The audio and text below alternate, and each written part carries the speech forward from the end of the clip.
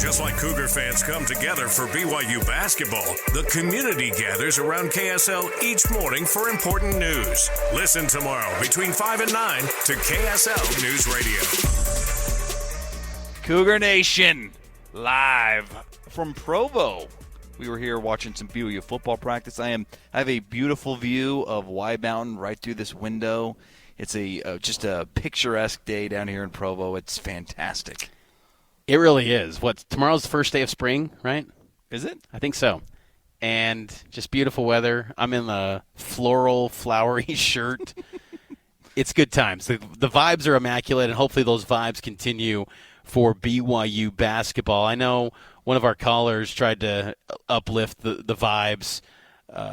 That's Jason from Eagle Mountain about BYU baseball. BYU baseball, but we're talking BYU hoops right now. Like we'll get to that down the road. They're in the NCAA tournament. It's been I'm trying to think just off the top of my head 7, 8, 9. You would know off the top. I mean, I know they played a couple years ago, but it didn't feel the same. Yes. It was the first tournament back after COVID-19. Right. It didn't have the same feel. This is the NCAA tournament in all its glory, and the last time they did this was 15?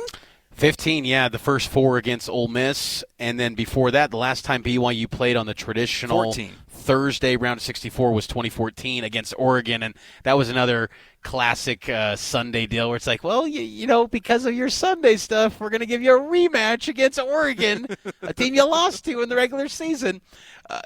This is a special time of the year, and again, you have to cherish these moments because you just never know when you get to go back to the dance. Now, the opportunities are going to be greater in the Big 12 because of the opportunities in Quad 1 and Quad 2 that you get, but you can never assume you're just always going to be good and it's always going to level up. So you got to capitalize when this moment is here in front of you. And I said this last week, Matt, and I'll say it again. I'm telling you, if BYU can get at least just one win and play well in this tournament and not have any blowout losses, this is a team Mark Pope wants to focus on roster retention in the offseason. They can be a preseason top 25 team next year. They're going to be better. I really believe that. Even if you lose Jackson Robinson, Spencer Johnson's going to be gone, but this program is built for some long-term success. But I feel like the next hurdle, the next climb, the piece is to win an NCAA tournament game. Mark Pope hasn't done that yet as a head coach. He never got a chance at UVU. He's 0-1 at BYU, and that one appearance at BYU against UCLA was not pretty. And that was in, as you noted, the COVID year in Hinkle Fieldhouse, and BYU got outclassed. And it was like, wow, were they ready for this big stage? BYU is the better team on Thursday against Duquesne. Tip-off at 10:40 a.m. coming up on Thursday inside Omaha, and I'll be there at the arena to have you covered on KSLSports.com. But they got to capitalize on this moment because I think it could lead to a lot of narrative builders, preseason top 25 talk. Like that's what's in front of BYU if they can get this win because I think better days are ahead for the program. We're taking your calls, 801-575-8255. How confident are you, Cougar Nation, that this BYU team can make the Sweet 16? We'd love to hear you sound off on the selection committee if you have any thoughts on that and this team at large. 801-575-8255. Join us. Get your thoughts on the air before it all begins on Thursday with that fun first round. How far do you think this team can go? Can they make it to the Sweet 16? How confident are you, Mitch? That Illinois possible matchup in the round of 32 is tough.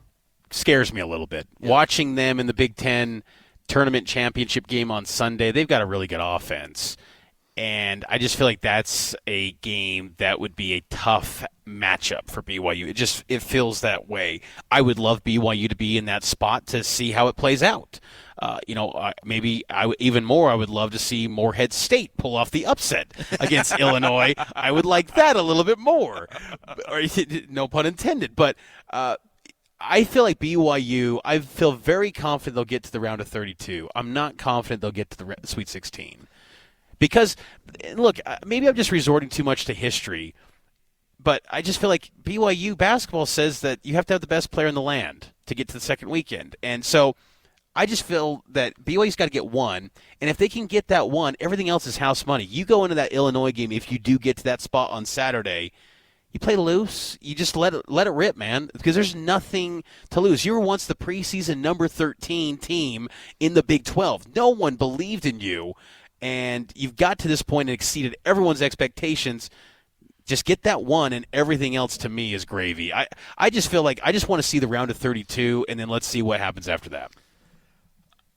It's a coin flip for me, whether or not they can get to the Sweet 16. I wouldn't say I'm optimistic they will. I wouldn't say I'm pessimistic they won't. It really comes down to the three-point shooting. This Illinois team, led by Terrence Shannon Jr., a fifth-year guard, started his career at Texas Tech, second year now at Illinois, averaging 23 points a game. In some of these painful losses this year, Mitch, one of the common themes is the opposing team has had dynamic guard play that BYU has not had an answer for. Think about Pop Isaacs. Think about some of those guards for Iowa State that came alive in that loss on the road recently. So it's not a great draw to have Illinois. However, I've never felt like this Illinois team was great. In fact, outside of Purdue, is there a great team in the Big Ten? You could make a case with Purdue's lack of success in the tournament that they're not a great team, even though, again, they're a number one seed. So it's not out of the realm of possibility for sure. And I think the other thing that brings me a little pause and concern is this is a team that has a clear identity from the three-point line. And I love that. It's a lot of fun to watch. However, they're not a terribly consistent team from the three-point line. They're capable of knock down 14 or 15 and beat anybody, but the next week they're capable of making 7 and shooting sub 30%. When they're sub 32%, Mitch, they're winless on the season. So that's very much in play. Can they repeat that multiple games in a row? I don't know. But it's not out of the realm of possibility, which makes it fun. I feel good about Thursday, though, and I feel like BYU, they've got to control the pace, get up tempo, get into transition against Duquesne. You know, looking at Duquesne's team, they've got some talent, of course. I mean, to get to this point of the season, to be in the NCAA tournament, you've got to have talent. Their leading scorer, Day Grant, 16.7 points per game. Feels like BYU's faced a lot of guys named Day. I didn't know that was such a common name, Day Grant. They've also got a Fusene Drame. He's averaging 6.7 points per game. He's their leading rebounder as well with 5.7 boards. It's also interesting of note in this one, and I'm curious to get your thoughts if this has any bearing. Our producer, Nate Slack, in our Cougar Sports Roundtable up on KSLSports.com today, he expressed a little bit of concern about this, but Duquesne's head coach announced that he is going to be retiring at the end of this NCAA tournament run for Duquesne. Keith Dambrot is going to be retiring. Extra motivation for the Dukes? Are they going to play inspired one last ride for their coach? Does that concern you at all? I'm sure they will. It doesn't concern me. I'm much more concerned about BYU. If they don't shoot it well to start, does that affect other parts of their game? Because that's exactly what happened in the loss against Texas Tech. They were getting good shots. They weren't falling. And I felt good. Even though they were down double digits early, I'm like, it's fine. Just keep playing good defense. Keep rebounding the ball well. Well, what happened was, after a period of time, the defense slipped. Their effort on the glass slipped. And before you knew it, it was a 20-point lead, and then the hole was too big. Can this team stay locked in to the little things if the shot is not falling? I will say this, though. One thing I do like about the draw, the times came out. BYU is playing very early on Thursday. It's the second start tip of the tournament on Thursday. I like that for Ali Khalifa and his fasting with the Ramadan, is that he'll eat in the morning. He's already been through this a couple times, the 2 early games in the Big 12. He's got the routine down a little bit. I think that's helpful for Khalifa. He's Matt Baiamonte. I'm Mitch Harper. Taking our final time out of the show. On the other side, we'll give some of our predictions and also break down more of this BYU-Duquesne matchup as the Cougars get ready for the big dance. It's all right here on Cougar Nation.